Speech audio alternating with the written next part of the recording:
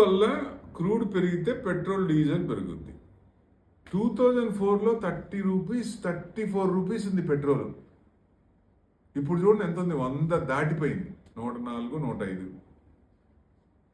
అసలు ఇంకొక స్టార్ట్ అయితే 500 ఉన్నాయి. ఇంకొక కంట్రీలో అయితే 500 ఉంది, ఒక కంట్రీలో అయితే. ఇంకో కంట్రీలో దారుణంగా ఉన్నాయి, ఇంకొన్ని కంట్రీలు ఇంకా తక్కువ ఉన్నాయి.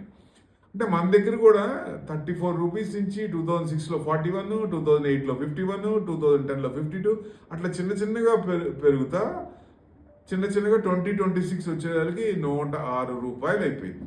ఏమి 150 పోద్దా? అంటే గవర్నమెంట్ కూడా వీటికి ఉన్న ట్యాక్స్లు కొంత తగ్గించాలి కదా. సెంట్రల్కి వచ్చే ట్యాక్స్లు కొంచెం తగ్గించాలి, స్టేట్లకు వచ్చే ట్యాక్స్ కూడా వాళ్ళు ఆ స్టేట్ కూడా కొంచెం తగ్గించుకుంటే మంచిది. అప్పుడు జనానికి జేబుకు చిల్లు పడకుండా ఉంటుంది.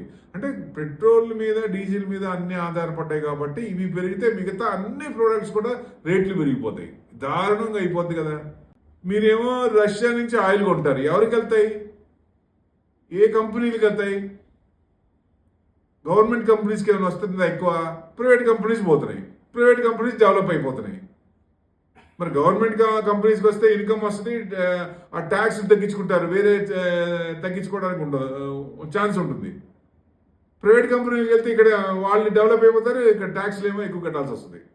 అందుకే కదా ఇండియాలో 42% ట్యాక్స్. అర్థమైందా? 30% స్లాబ్ వాళ్ళు 42%లో ఉన్నారు. అన్ని కలుపుకుంటే గుడ్డు గూస మొత్తం ఎస్టీటీ, ఆ ఛార్జ్ ఈ ఛార్జ్ బొగ్గు ఛార్జ్ అని మొత్తం చూస్తే 42%.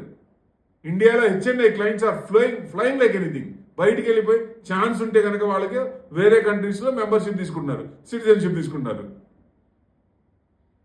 ఎఫ్ఐఐస్ వెనక్కి రావాలి కదా, ఎఫ్ఐఐస్ రావాలి. ఉన్నవాళ్ళు హెచ్ఎన్ఐ బయటికి వెళ్ళిపోతే ఎట్లా పరిస్థితి?